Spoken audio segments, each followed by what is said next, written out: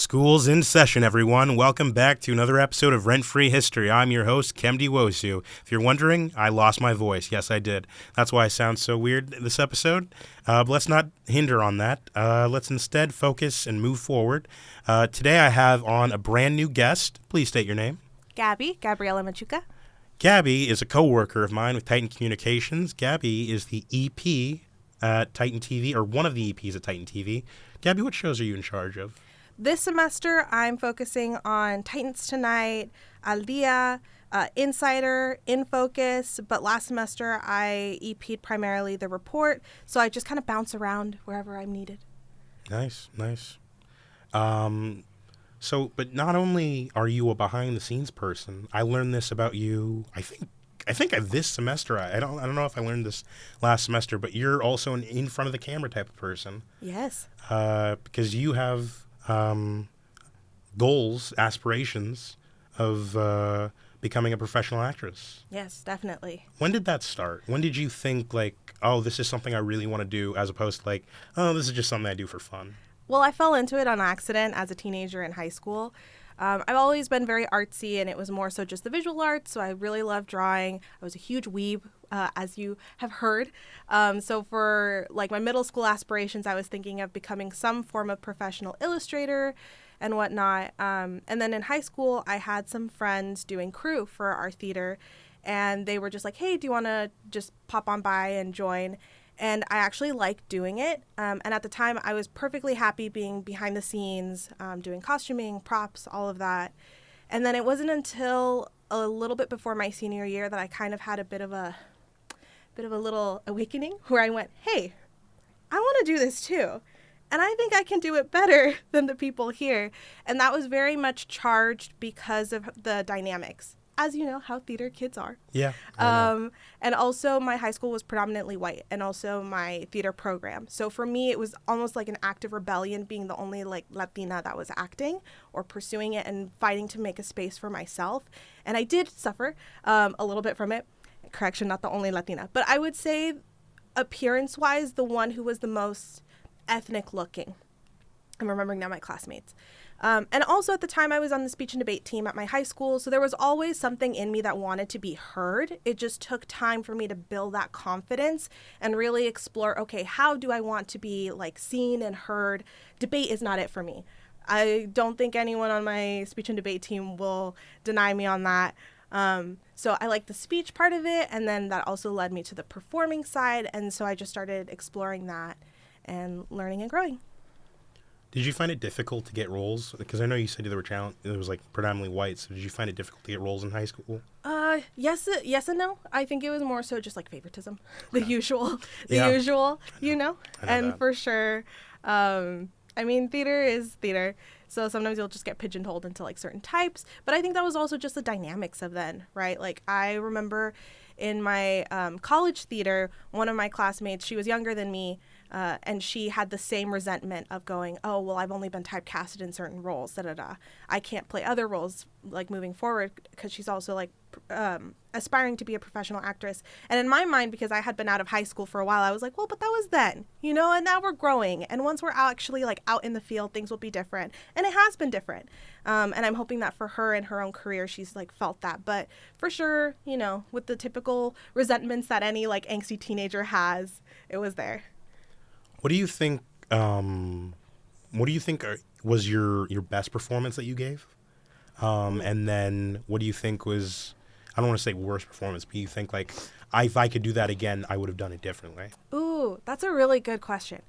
I think best, Julia and I'm Not Your Perfect Mexican Daughter, just because that role I feel like is a dream role for any actor. Because you go through a whole journey with her. You literally go from, it starts from, spoilers for if you haven't read the novel, it starts from her being at her sister's funeral and like grieving it, and there's a lot of dark comedy, to her having the typical like fights with her mom, bouts of friendship, insecurity, all the teenage things. You see her fall in love for the first time. You see her spoiler, try to take her own life. You see her like go through the high highs that you can have as a teenager to the very low lows. And it's all like so complex and beautiful because you get to see also the, I'll say, political side of it, as her being first gen with all these aspirations of wanting to have this career in writing and whatnot. So there was just so many layers to bite into her. And the way that playwright Isaacs put it is that the play has you just running back and forth. Like every other scene felt like a switch. So literally, like, there was one scene where she's in Mexico and she's like sobbing, and I'm like sobbing, reflecting on my family, and then I had to turn it on immediately to then I got accepted into college. So you're just constantly ping-ponging back and forth emotionally. So that was really fun. It felt like I was an elastic band. Like I really had to push myself of like, I'm like 100% here now, I have to be 100% on the opposite end. So that was really, really fun and dynamic, and I didn't leave the stage for the whole show. Like I was there until like the one scene where my dad goes looking for me because she's locked herself up in her room and she's trying to end her life. So that was a lot. That was a whole roller coaster. Worst, I have a couple where if I could go back, I have notes on myself.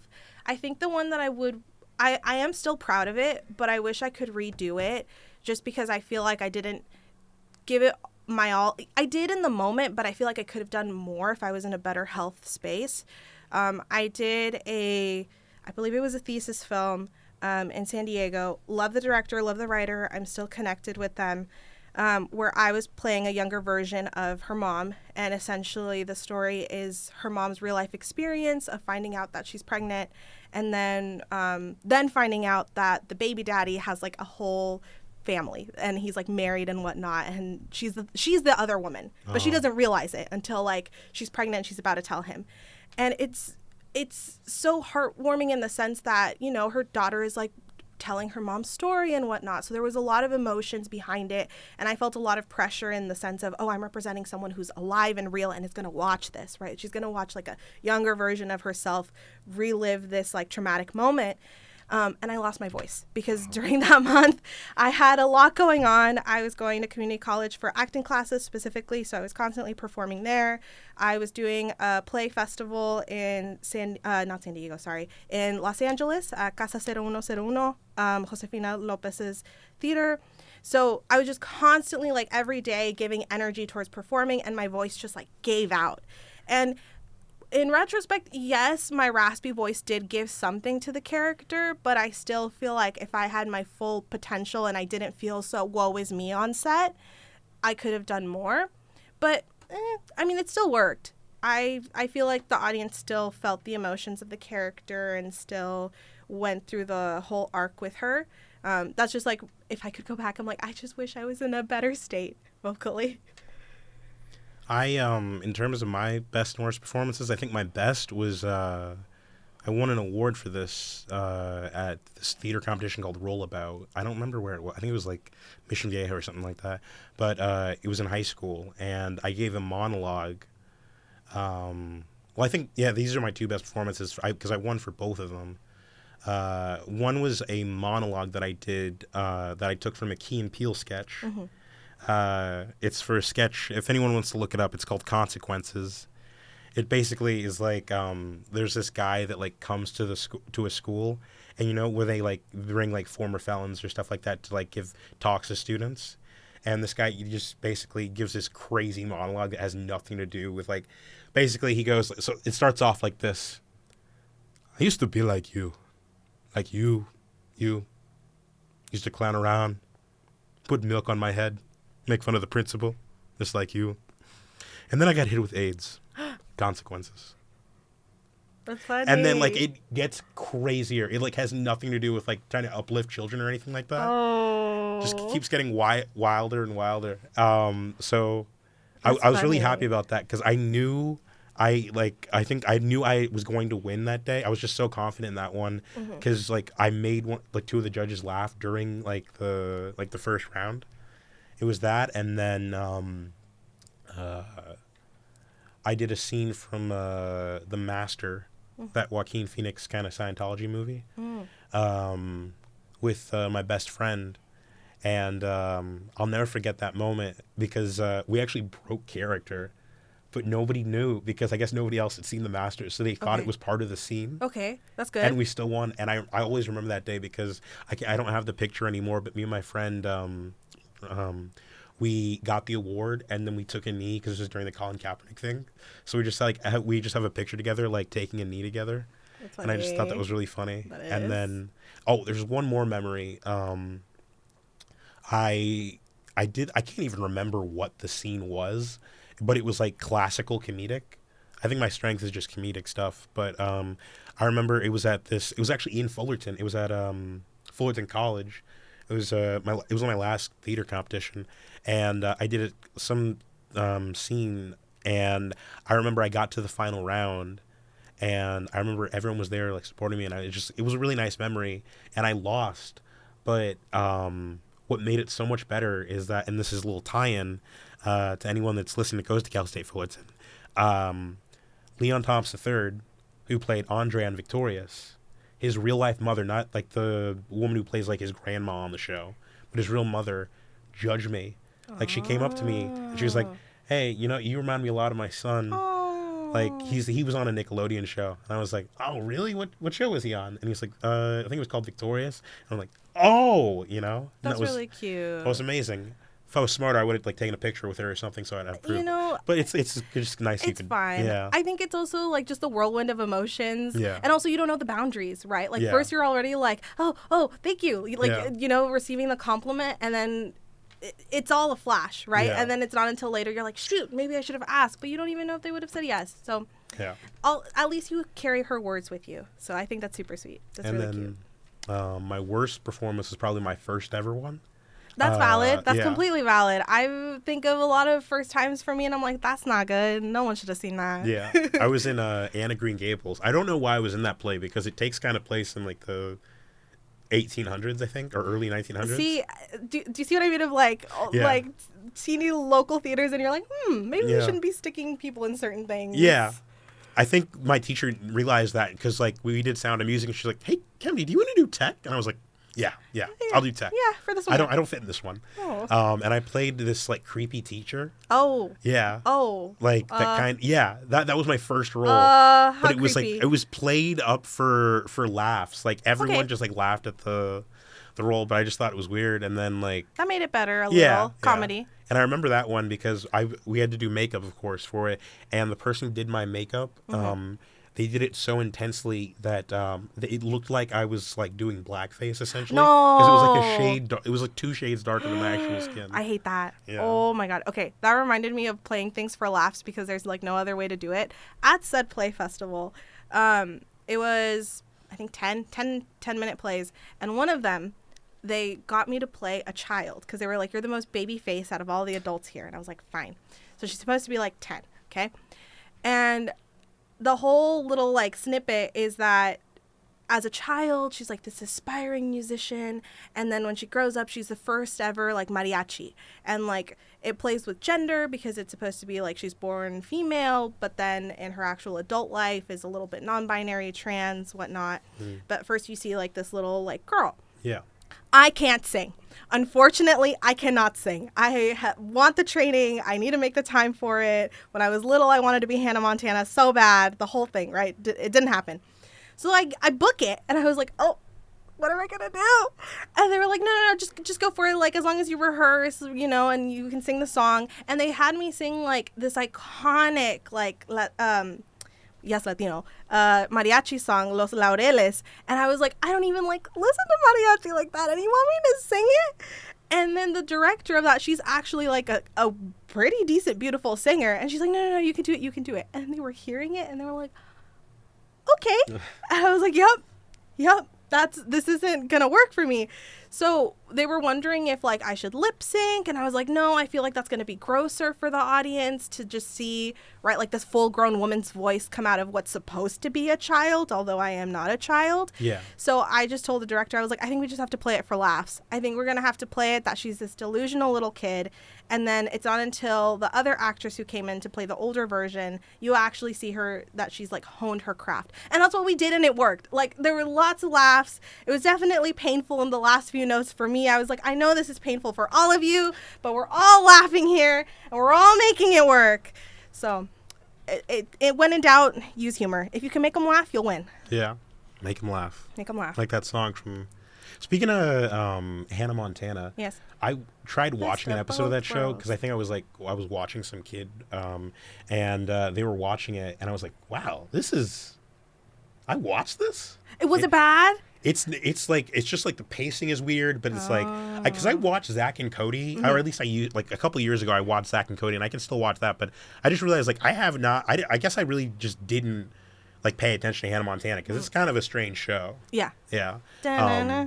Larry David is actually in an He's episode. in it? He's just Doing randomly what? like he appears in one episode. Like there's I think they're at a diner or something, or like a restaurant, and Larry's like trying to get a table, and like his daughter is like, this is Larry David, right? He made Seinfeld, but like Hannah Montana instantly gets a table. She's like, oh, Hannah, like I love you, funny. and I thought it was kind of funny. And speaking of Larry David, Curb Your Enthusiasm, his other show, has a record for the most nominations Really? of a TV show without ever getting a win. Wait, really? Yeah. Oh, I feel like that's so difficult to stomach. Like everyone as the team, I feel like everyone is like, where's that win? Yeah. I did not know that. And speaking Crazy. of wins and losses, I'd like to segue this into our next topic. We're going to talk about the Oscars. This would have been a great episode to record and post in the month of March since the Oscars are in March. But, This is a retrospective. yeah. You know what they say about the best laid plans of mice and men? They're stupid. We're looking back. Yeah, we're looking back. Hopefully, the way I upload these episodes, it's likely this will come out by the next Oscars. Woo! Yeah. So I want to give a couple fun facts about the Oscars. Did you know that the Oscars, the Academy Awards, like the whole Academy process, was started by Louis B. Mayer and other Hollywood executives because he didn't want them to unionize and get like better wages and stuff like that. Really? Yeah. That worked? I feel like it didn't. It did in the not long work. run. They still unionized later on, but it was basically like, I don't want them to unionize, so that's how it started. Was he rebelling like against the SAG Awards? Like, did that already exist, or what? What? I'm not sure about the SAG Awards. Okay. I only did research about Oscars, unfortunately. But first ones were in 1929, Private Dinner at the Roosevelt Hotel. They lasted only 15 minutes, which sounds amazing. I would love for a 15-minute ceremony. Yeah. Because, it feels like they get longer and longer every year. And I don't even mind the length sometimes, but it just depends on the host. Yes. My favorite host, I think my favorite host is probably Billy Crystal. Nice. He hosted it about 8 times, I think. Oh. Yeah. Okay. He's first started, I think it was like either 90 or 91. And his most recent time was in 2012. He hasn't hosted it since then. He probably won't again, though. And then this year's host, Conan O'Brien, one of my favorite talk show hosts. I thought he did a great job. What was your opinion? Amazing. On, Good. Yeah. Good. Solid. I feel like we didn't stumble into any controversies. No one's mad. Yeah. And that's a win. In this day and age, that's a win. The nickname for the Academy Award, Oscar, apparently no one knows where that came from. They don't know who Oscar is? I watched a video on it, and there's like a couple different things, but the most commonly held belief is often attributed to the librarian Margaret Herrick, who thought the Golden Globe statuette represented or resembled her uncle Oscar. That's funny. Yeah. Wait, that's really cute. This is my uncle Oscar, and you're all winning him. And they're solid bronze. And they're usually solid bronze, but during World War II, they were made out of painted plaster because due to metal shortages for the war. Yeah. And then, so everyone who got one during the war basically got to trade them in for like an actual one after the war ended. Walt Disney has the most Oscar wins with 26. Okay. Including 4 honorary awards. That makes sense.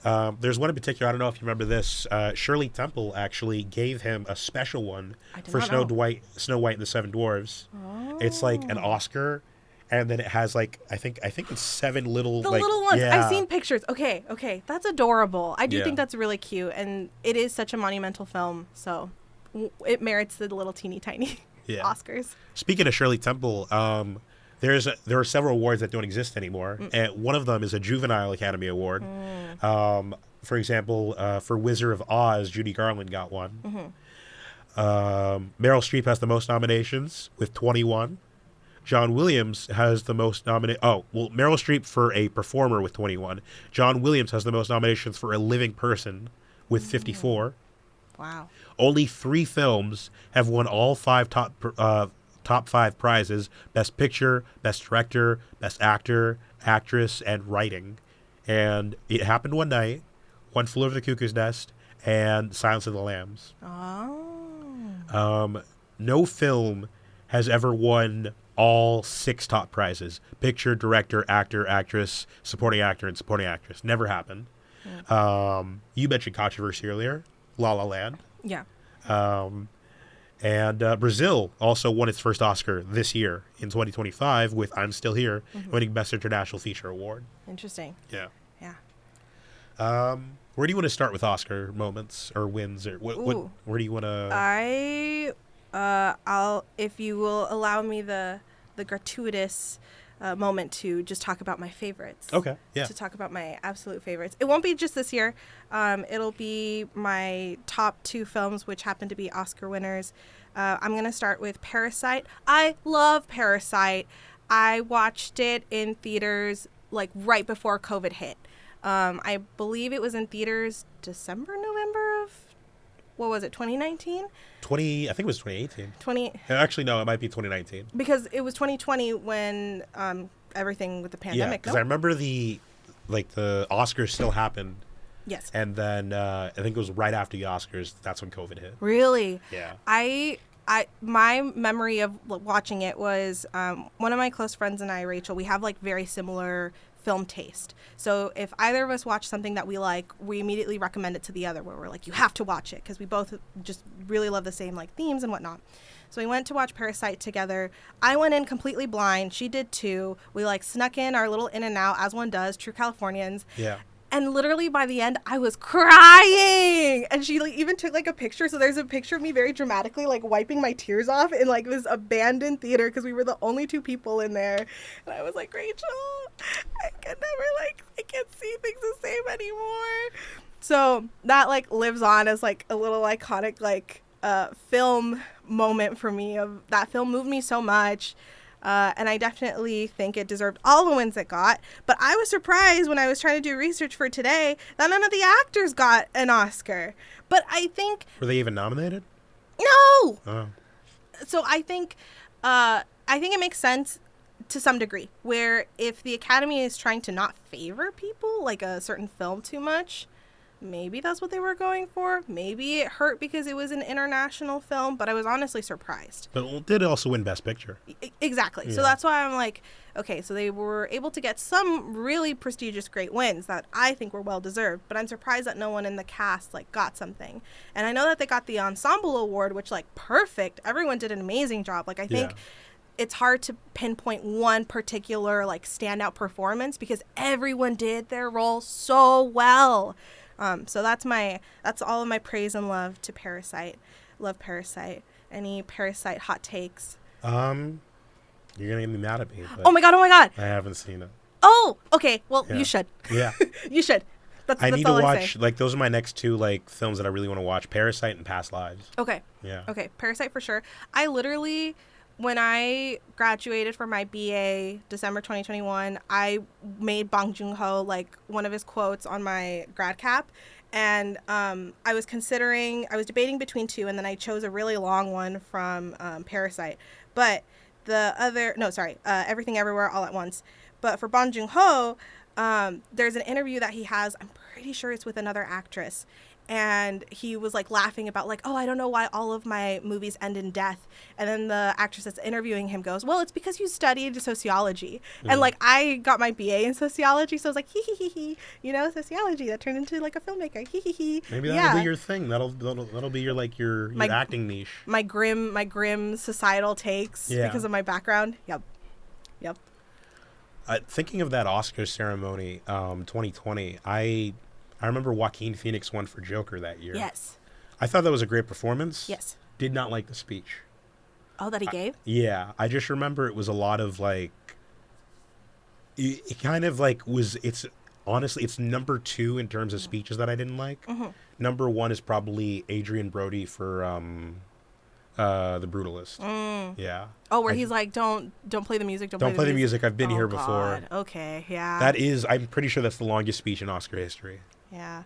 Well, I definitely think that speech giving is a skill. Yeah. And I don't know, because, like, I see the pressure of you not knowing if you're going to win and going up there and what are you going to say, but also it's like, have something to say. I mean, you literally have a 20% chance of winning. Yeah. So I would say if you have a 20% chance of winning or 1 in 5 chance of winning, you should probably just write something. Concise, smart, Yeah. or the usual, if you don't have anything, make them laugh. Like, I think of Jennifer Coolidge. I'm trying to remember what she won, and she didn't have a speech or anything, but she was so charming and silly about it, where she was, like, literally unwrapping, like, a piece of paper, and she's like, sorry, I didn't think I'd win this, you know? And it was like, hee-hee. We all kikied at it because she, like, charmed us. So, when in doubt, that's a lesson of today. Make them laugh. Do the Joe Pesci thing. What Joe Pesci He won for do? Goodfellas, of course. He said 2 words, thank you, and he walked away. Amazing. Yeah. Yeah. Keep it short. Yeah. Short and My concise. favorite Oscar speech. Not even a speech. I'm Thank pretty you. sure, like, the YouTube, because I used to watch, like, all the, like, Oscar acceptance speeches, because I'm weird like that. And Not weird. I think his is, like, the shortest video Amazing. on that page. 4 seconds. Yeah. Like, Thank you. Yeah. Walk off. Do you have any other, like, throughout, like, history, any, like, favorite Oscar wins? I loved Everything Everywhere All at Once. Ooh, That's yeah. my other beautiful film that made me cry. That one was embarrassing in the sense that I went to watch it in theaters with my parents for my birthday, and this was still, like, pandemic time, so I had, like, my face mask on, and I was sobbing so hard that, like, my mask, like, stuck to my face, and I was trying to, like, not have my parents see me crying at a movie because I'm like, oh my God. But I am, like, very emotional, you know, especially when I'm watching, like, something that really affects me or good cinema. So I was just like, oh my God, like, look at this film. I love that Michelle Yeoh won. I love that. What's his name? Oh, Ki Huy Kwan? Yes, I love that he won. Yes. He was here. He was. You're right. Yeah. He was here. He was on Titan Turf. I love all the flowers that film got. My only hot take is that Jamie Lee Curtis's win, I personally believe, was not the most deserved. Yes, I think she's a talented actress. Yes, I believe she should have gotten an Oscar win at some point earlier in her career. She did do a good job in this role, but this wasn't, like, the best role of her life at all. Yeah. You know? I think So- she's had better roles that she could have won for. Oh, for sure. Another one, Angela Bassett. She didn't Yeah. win. Yeah. I can't remember who won that year. I think it was Jamie Lee Curtis. That's why. And I yeah. remember that because Angela Bassett had this, like, death stare when she lost. Yeah. And but I think she got kind of robbed because she should have won for What's Love Got to Do with It, the Tina Turner movie. Yeah. I can't remember who she lost to that year. But I think she and Denzel both should have won in, like, 92, 93. Because he gave Malcolm X, which I think is his best performance. He later won for Training Day, but I just think Malcolm X's best performance, speaking of Oscar snubs. And I think that all has to do with he didn't win that year because Al Pacino had to win for Scent of a Woman, even though that's not, like, his best performance. His best performance is Godfather Part 2. But he lost to Art Carney. If you don't know who that is, if you've ever heard of the show The Honeymooners, very old show, but basically, it was kind of groundbreaking. It's from, like, the early 40s, late 50s,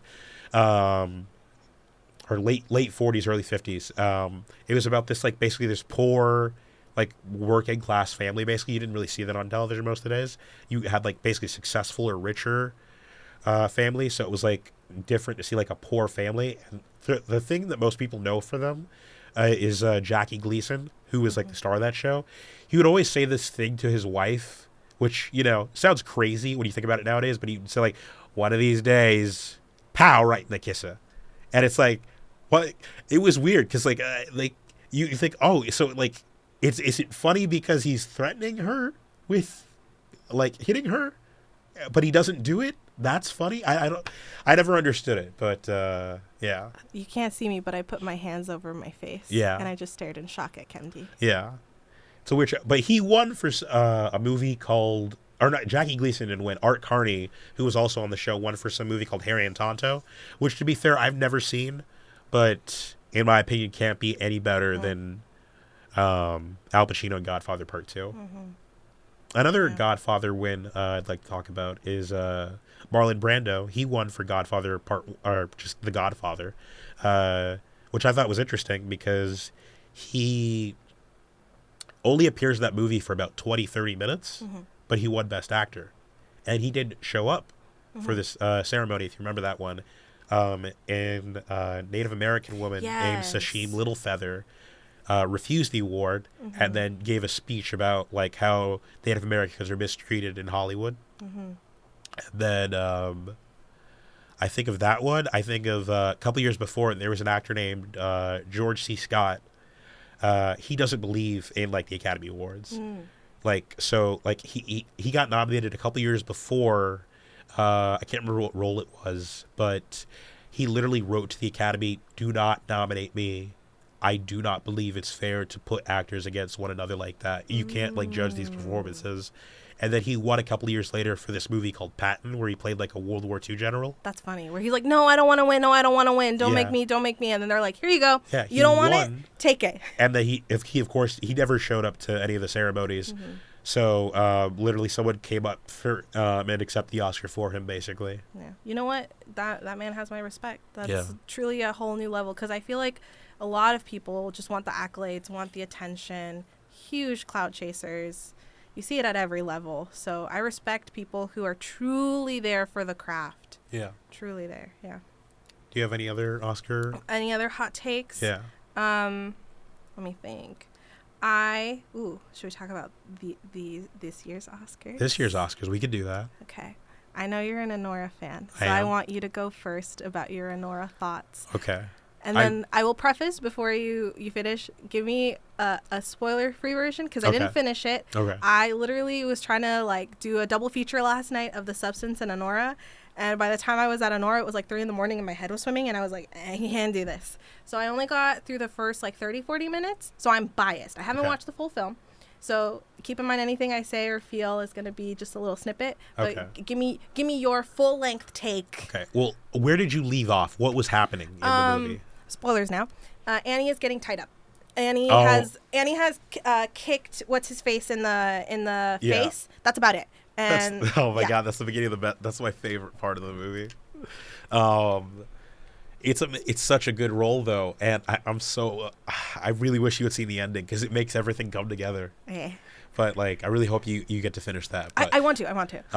I was really happy that Anora won Best Picture. I thought it was the Best Picture, but I'm gonna be honest, I am biased because I have not seen The Substance. So. Okay. So you're the Substance expert. I'm the Anora expert. Okay. I really thought it was a lot of fun. I loved the scene where they were just partying in Vegas. I loved the beginning. I just so much youthful energy, I will say. Like, it feels like a new Hollywood movie, basically. And I feel like great, because I feel like a movie like that, like, would get nominated, or at least even if it did get nominated, it would win. Like, I didn't think it was going to win. I was happy it did win, but I didn't think it was going to, because I didn't feel like as prestige as like, I guess Oscar films are nowadays. And I can't remember. I think it also won Best Screenplay, if I'm correct. I know it won, of course, Mikey Madison won Best Actress over Demi Moore. Yes. And I feel bad because Demi Moore maybe makes The Substance 2-3 years ago. Maybe she has a better chance. What did you think of? Did The Substance win any awards? I can't remember. I don't know if it did at the Oscars. We're Googling. What did The Substance win an Oscar for? Anything? Best makeup and hairstyling. That's interesting. Oh, well, I guess for the special effects, actually. Yeah. I was about to say, they're fine. This is normal. Yeah. Nominated otherwise for the Oscars. And then I think their big wins were at other awards, so like SAG, the Golden Globes, and whatnot. Okay. So that's where that is. All right. Yeah, I remember Demi Moore won for The Substance at the Golden Globes. I remember that. Yes. I remember that particular because Kylie Jenner tried to talk to her afterwards, and she just like completely ignored her. You know what, Demi? You do what you gotta do. Keep it hustling, girl. And then, another thing I want to talk about. I was thinking of Timothee Chalamet because, of course, they're dating. Yes. That was another one of my favorite parts of the Oscars when Timothee Chalamet was sitting, and then Adam Sandler was there, And everyone says that like Timothée Chalamet kind of sounds like with like Adam Sandler is like saying something like kind of funny. Like, so he like goes up to him and he's just like, I got one more thing to say. Shala! Love that. And I just thought it was really funny. I would love for them to do a film together because I saw a video of them playing basketball together. I think Chalamet, I'm totally losing my voice. Timothée Chalamet seems like a really cool dude. I'll say that. Yeah. Really? Yeah. I feel like his little ego knows that he's a hot boy now. Yeah. That's how he reads to me. He's feeling himself. He is definitely feeling himself. But good for him. And I'm pretty sure like if they're friends, if they're bros now, the film is cooking. Yeah. Kemdy, the film is cooking. You are putting out a prediction that I'm sure it's like some script, some studio, something is trying to make something with them. I want like a buddy comedy. That would be a hit. Yeah. I feel like the Adam Sandler fans would go for Adam Sandler. Timothée Chalamet fans would go for him. And he's, tried and true theater kid who has a comedy background, but right now he's just in his dramatic actor era. Yeah. So I feel like it would work. There you go. I had a dream. Not a dream. You saw them in your dream? No. I had like this like idea, basically like a light bulb thing. Because I saw hopefully nobody takes this idea from me, but it's like a crazy idea. But I had this idea for a film where it's based off like a little video snippet I saw of Timothée Chalamet dancing to a Kanye song. And I'm trying to think if it's the same one I've seen. It might be different because there's a lot of like floating clips of him at like talent shows and whatnot dancing, and they're all phenomenal. I've seen those clips. I love seeing actors before they blow up, and then they're like little itty days. I love it. I eat that up. I'm like, yes, it's gonna be you someday. That's manifesting. But I love it. Continue with the Kanye dance. And I was thinking like it would be I had this idea for it was like Timothée Chalamet and maybe like I don't know what other young black actor could do it. Maybe Michael B. Jordan, but I think that he's a bit older. So I'm trying to think of like someone who's a black actor that's like Timothée Chalamet's age, and they're both Trump guys in 2016, and they're going on a road trip to Mar-a-Lago. Ooh. But like the whole thing is about like this journey of like realizing, oh, maybe it's not okay to think like this. Like it's like a kind of like a character piece. Like they're growing throughout. That's valid. I feel like it's very real. I feel like everyone in their 20-somethings has a moment where they're like, maybe I shouldn't be like this. Yeah. Maybe I should grow up a little. Yeah. Very, very, very true. Because everyone kind of gets influenced by what they watch, especially nowadays. So. Yes. Yeah. So I always thought that would be a great idea. And then going back to Adam Sandler, gosh, he is like... I actually stopped watching the Academy Awards for like 2 years, aside from like 2020. That was like so I didn't watch 21 or 22. 21 I didn't watch because like there was no one there. It was literally just them reading, and like no one was there. It was like that. Wasn't it just COVID stuff? Yeah, it was just COVID, so nobody was there. It reminded me of the it was like the 2008 Golden Globes, where the writer's strike was still happening. So literally all they did was like they just read off their names, and it was like the fastest like award ceremony. There you go, 15 minutes. Yeah. We're back. But Adam Sandler, I really wanted him to get nominated, at least nominated for Uncut Gems. I thought that was like his best performance. And then like I remember I was in Corona. I was in the Kaiser parking lot because I was picking up some medicine, and I'm looking at the video on my phone of like them announcing the Oscar nominations, and I see Adam Sandler doesn't get chosen, and I just like the day was over for me at that point. It was burned into your memory. What made up for it though, he won at the Independent Spirit Awards, which I like. I like the Independent Spirit Awards, and he gave I think the best speech he could have ever gave. There you go. If anyone gets the chance, look up Adam Sandler's speech for Uncut Gems at the Film Independent Spirit Awards. Best whatever. So, yeah.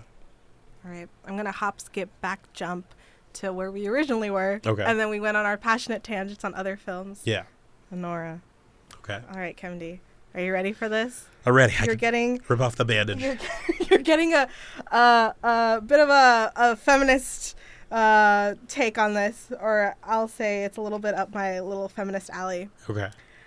I feel like the pacing of the start could get some cuts. I feel like it should have been a little faster. I get that it was supposed to be a montage, but I feel like we could have established her being a dancer and her dynamic in the strip club a little bit quicker.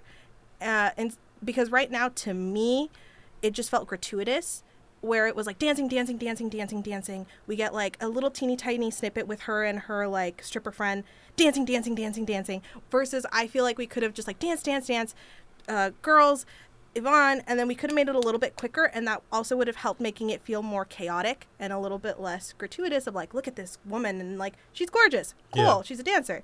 But to me, to my eye, it was just a lot where I was like, whoa, let's get to the story. Like, I was waiting for the story. Yeah. And as much as I did appreciate that we were setting up the dynamic with her and Yvonne, and we're showing how she's like getting to form this little crush on him and how they're like developing their relationship and whatnot, even that felt a little slow to me at some points, where I was starting to get a little bored, and I was like, well, where's the story? I know that they get married. I know that the conflict comes up. Let's cut to the chase. Come on now. So that was my take. What I think would have helped it also, aside from just snipping it down a little, trimming the fat of what I think was a little just gratuitous, was if we showed her relationships with the other women at the strip club more. So then when she gets married, we get to see the dynamic of a fish out of water even stronger, yeah. Right? Because we have that very emotional scene where she's like telling everyone like, oh, I'm leaving, I'm married, blah, blah, blah. But it didn't feel that emotional because we didn't really get to see her bond with the other women. And I feel like that would have been stronger if like we had seen more of maybe the cattiness with the other girls, or the other girls supporting one another, because that felt so real. And for me, my interest is knowing what a sex worker's life is like. You know, like I thought it was great where it would have been a strong start of, we see her dancing with a couple of clients, and then it cuts to her smoking the joint with her stripper friend, and then like them talking about how some of the clients are creepy, right? And I'm like, oh, we could have seen so much more of that. And that would have been such an interesting like duality of like, who do you think is like not the best client? And then her finding a client, right? Because that's what makes Yvonne unique, that she like likes, or that she feels comfortable enough with, that she like spends more time with him, and then even ends up pursuing and having a relationship with. So that was my beginning hot take of Anora. I will now compare it with The Substance, wherein The Substance also has a lot of, I'll say, very cinematic, very artsy takes of very minimal dialogue. I'll say that. That surprised me. I had heard that before of like, there's very little. You see, you watch a lot, you don't hear a lot from it. But at no point of the film did I wonder when the story was going to be happening, or at no point did I go cut to the chase. Versus at the start of Anora, I was kind of wondering like, okay, I get it. Where are we going from here? Go. So that's my start. I know that it gets better later on. I know that the pace quickens. Well. So no. Oh. Act 2 gets a little. There's some parts that are kind of slow. I'll say that. Okay. Actually, the third act. Second act is a bit slower. Okay. Third act is like slow, very slow. Okay. Like, it does not quicken. I will say that. Okay. My other bone I have to pick with everyone at Anora. I have worked with intimacy coordinators myself because I have done intimate scenes before, and I appreciate all of them. I understand that it's a new standard in the industry and that some people think of it as something very new and woke. Like, I just think of Pamela Anderson saying, like, oh, that's the thing that kids are doing nowadays. And I do think that it's a shift, for sure, especially for people that didn't have that before. But I don't see the point in ridiculing it because it helps people. They ridicule it? Well, not ridiculing it, but like having this, because now I'm not, I wouldn't say like, they're not putting it down necessarily, but just the whole tone of, oh, well, I didn't need that, or, oh, I don't get why we have to have that nowadays. That like frustrates me because I feel like some actors really benefit from it, and even if it's not them, it's other people on the cast and crew team who need that, who don't have that boundary. Yeah. Let's say the actors themselves are really comfortable like getting naked and having these intimate scenes, but other people on crew are going to take it a different way, you know, if they're not the most professional. And an intimacy coordinator helps neutralize all of that. It really does. So that was just my 2 cents of, I hope that everything was safe on that set. Obviously, I don't know. Yeah. I do not have any insider information. Yeah. But it does, as someone who has worked with an intimacy coordinator multiple times, it does raise an eyebrow for me of going, well, it is beneficial. I don't see how it's not. But that's my opinion. Mm. That's just my opinion. And of course, we have the intimacy coordinator for Titan TV just to make sure all the anchors are like, you know, don't touch each other. Yeah. That whole thing. Yeah. Another Oscar thing I wanted to talk about is do you have any favorite hosts? Like, have you seen like any of the other ceremonies? I'm trying to think. Who was really popping off this year? She wasn't an Oscar host though. It was the comedian, the girl who Nikki was doing Glaser. the roast. She was really funny. Oh, at the Golden She Globes. was really funny. Yeah. I love her, and I also love when women can be funny and they're allowed to be funny and they're praised for being funny. So I'm glad that she got a lot of celebration and no flack. Yeah, she was funny. Yeah. Another shifting gears to the Golden Globes for a little bit. Ricky Gervais, I liked him when he was the host. Mm-hmm. I kind of liked how he was like calling everyone out and just like, oh yeah, you guys kind of suck. But I also like when things are just genuine. Mm-hmm. Like I get like, yeah, it's fun to make fun of like Hollywood sometimes, but it's like, yeah, I like effort. I like Mm-hmm. when people try too. Mm-hmm. Like, there was I think it was the SAG Awards where Kristen Bell, she basically did that song, you want to be an actor? Oh yeah, that one was fun. That was a lot of fun. Yep. So I like when like people, I like that effort's coming back. Mm-hmm. Like I don't like this. I hated this whole era where everyone's like, yeah, I don't care. This thing sucks. Forget this, man. Just Mm-hmm. like the man establishment. And I think you can poke fun at the establishment, Yeah. but still have fun with it. You Yeah. know, you can find a good balance of both because at the end of the day, you're right. Like you still have an audience to entertain, and we can still go, well, this is kind of silly and funny, but we're coming back to the if you can make them laugh, you win. Yeah. So even if you have a critique, make them laugh in the process. Also make him. I was gonna make a reference to this earlier, but the song "Make Him Laugh," of course, from Singing in the Rain.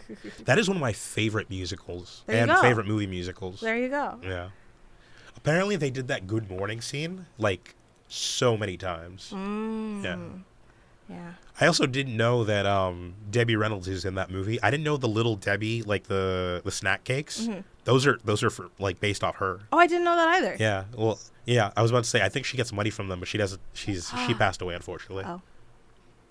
Did she get any royalties at any point in her life? I'm sure her estate. But yeah, I'm sure she did. Okay, I'm sure she that's did. good. I was like, that's her image. That's Yeah. her name. But the first thing I saw Debbie Reynolds in when I was a kid was if you remember Halloweentown, those movies. Yes. Yes, I did a little binge watch with a aforementioned friend that I watched Parasite with Oh, okay. last Halloween, a couple Halloweens ago. It was very fun. I love all of them except for the last one called Return to Halloweentown. Isn't that when they recast? They recast her with the main character, the lead. Went from Kimberly J. Brown to Aquamarine. Why? Do you know why? She has no idea. Because I thought it was like, I guess maybe she just didn't want to act anymore. But she was like, yeah, I thought it was really weird. We done these movies for like 5 or so years, and they just like recast me. And it must have felt awkward for the rest of the cast too, because it's like, oh, this isn't Marty. It's a fickle business. Yeah, I still love Aquamarine though, but Yeah. great movie. Yeah. Out of her control. Who knows what powers that be decided that, but The mouse, of course. the mouse. Yeah. The rat? No. Sorry to every Disney fan. Speaking of Disney, did you know that there has only been one Disney movie, animated movie, nominated for Best Picture? Which one? Beauty and the Beast. Oh. Yeah. It was nominated for Best Picture, but I think it lost to Silence of the Lambs. Okay. Yeah. You know what? That makes sense. You know And what? it was the studio head at the time, Jeffrey Katzenberg, who now is in charge of Pixar and also tried to make Quibi, but that kind of fell apart, if you remember that. It launched during COVID. It was basically like this app streaming service where you could like watch shows vertically or horizontally. Like they filmed it both ways. Oh, that's interesting. Yeah, but it just did not take Take off. off. And it's like sucks that it didn't because it came out during COVID. Everyone's at home watching, just streaming. How But- much did it cost? Because just saying it like that, I feel like it has potential. Maybe it was ahead of its time. Possibly. Was it just like too much? The streaming I don't service? remember. Did they not advertise it enough? That could be it. 'Cause this No, is I the don't first remember time there I've being heard of it. commercials. I'm But you haven't heard of it. I don't know how No. many other people. Quibi also doesn't sound like the best name. No, it doesn't. Yeah. Netflix, I know what that is. Yeah, Hulu, well, that's not kind of. But but those brands are established. But Yeah. even then, Quibi isn't like cool. It's like, oh, you're such a Quibi. Yeah. You know, don't be so Quibi. It feels. Yeah, I don't think like all the cool kids are going, yo, you catch that new show on Quibi last night? Yeah, it feels weird. Yeah, agreed. Where was I going with this? Oh, yeah. So that eventually led to Best Animated Feature. being put in 2001. Ironically enough, Disney did not win the first best animated feature. It was, of course, Shrek. And well deserved. Yeah. Shrek's a classic. Shrek's great. And it's funny that the film that pokes fun at Shrek, not at Shrek, at Disney won. Opinions on the new Shrek film from the trailer that you have seen? What are your thoughts? I don't know why they did the redesign. I'm hoping they change it. I hate that because it was so unique that it felt semi-real. You know, like they kind of felt like real people. So it's like, ooh, they're kind of there. I feel like I already know how this film's gonna go. Yeah. It's going to be about the daughter, and it's gonna be about her. You know, she's gonna be like, I want to like be like on my own, apart from my parents, and then like the whole film's gonna be about her finding herself and Shrek learning to deal with that and learning her grow up. And at the very end, he's like, it's all ogre now. And you know, I'm sure Donkey will have some funny lines. I'm gonna be honest. Eddie Murphy's Donkey has not been good since Shrek 2. Really? In my opinion. I think, well, that's not fair marriage because... changed him? You think being with the dragon, he's a different man now? He's a different donkey? That's not it. I don't remember Shrek 4 that well. So I could be wrong. But Shrek 3, which doesn't help that it's also the worst of the series. Donkey feels like more of like a caricature. Like he's just saying catchphrases by that point. Than being like... The part in Shrek 2, like the peak of that movie, is where like they're riding on the carriage to get to. Yes. What is the name of it? Where Fiona's from? Something. It's not far away, is it? It's something. No, it is far magical. Far away. Far away. Duloc is what never appears in the films after the first one. Duloc? Yeah. Duloc, remember? Duloc? Welcome to Duloc. It's a yeah. Okay. Yeah. Okay, got it. I always like to imagine that Duloc just fell apart after the Dragon ate Farquaad. That makes sense. Like, all the citizens just, like, didn't know how to govern themselves, and everything just fell apart. What do you think of the Shrek 5 trailer? I agree. I don't like the Disneyfication of every, like, animation style 3D. And I just think what it was so unique. If they wanted to redesign, they could have made it less Disney. It's them falling into what they're critiquing. Yeah. The whole point, you know? And I agree that it's predictable in the sense of we know where the storyline is going to go. I just don't have the highest hopes that they'll make it unique, right? Because we see the same storylines again and again. It's just how can you deliver it differently or in a unique way that'll touch audiences in a way that they haven't seen before. But will it happen here? To be determined. I mean, we got another, like, year and a half before it comes out, so... True. They can cook. Yeah, they could do, like, a Sonic redesign. And that would be great. Yeah. And I would actually be really happy with that. Not going to lie. Take it to DreamWorks right now. We want a redesign. Last thing I want to talk about is, I don't know if you've ever seen this video, but when they were, like... the first year they did the best animated features, like they were reading off the nominations and they animated the characters like clapping like in the audience, which I thought was kind of funny. And like they had like Shrek go up and accept the Oscar. So they literally there's lost footage out there of every single company that got nominated, animated footage of them accepting the Oscar. Jimmy Neutron, Lilo and Stitch, stuff like that. Yeah. Aww. And I love that like Shrek's like, I'd like to thank you laddies for giving me this Oscar. And then like I think Donkey says some stuff and I thought that was funny. Amazing. But then I also hate how that changed Disney in a way because like Disney was afraid to be themselves for like 10 years. And they didn't do their traditional fairy tale stuff. They did like Emperor's New Groove, which I like. They did Atlantis the Lost Empire. Then they did that weird cow movie. If you remember that. Which one? Home on the Range. Home on the Range? Yeah. I don't even know Home on the Range. Yeah, it was the last 2D Disney animated movie. Really? Other than Princess and the Frog. I was going to say, wasn't it Princess and the Frog that was the last one? Yeah. But like after that one, they just switched to 3D because they thought that was the problem. They thought, oh, the reason our movies aren't doing well is because like we do 2D. No. And they quickly realized that's not the problem. No. It's that they weren't written well. Yeah. So, I mean, because Chicken Little... Not the best movie, in my opinion. I liked it as a kid, though. Yeah. But I was talking to Casey about this many months ago where I don't know when, at what point my brain cooked, and then I could, like, intake media and go, this isn't the best. But I feel like when you're little, there is a certain point where you kind of just, like, consume things and you're enjoying it. And then at some point, you kind of realize, like, wait, movies can be bad, not good. And I don't know what film it was, but there was definitely a point in my brain where I was like, this isn't like good, you know? But when I was little, I thought Chicken Little was great. So I had that same thing, but for actually Chicken Little was probably it. I actually remember being a kid and my aunt asked me, "Hey, do you want to go see Chicken Little?" And I was like, "No, I don't want to go see that that's film." not the one. That's not the one. Another film I had that with was there's this Ryan Reynolds movie you probably never heard of. It's called Buried. He spends the entire movie locked in a coffin. The whole time? He's like this driver in Afghanistan, and his convoy gets bombed, and he gets locked in a coffin, and the whole movie is just him on the phone trying to talk to people, trying to get out of the coffin. And at the end of the movie, you think, oh, he's finally gonna get out, because like you're a kid, like you're like, oh, every movie has a happy ending, and then he like, they call him, and like they think like because halfway through like a bomb goes off. And like air starts seeping into the coffin, so you think, oh god, he doesn't have that much air left. And you can hear like people like that were like working with him, like saying, "We're digging you up right now. We're digging you up right now." In the last minutes, we're like, "Oh, I'm sorry, dude. It's the wrong coffin. I'm so sorry." And he's like, "Okay."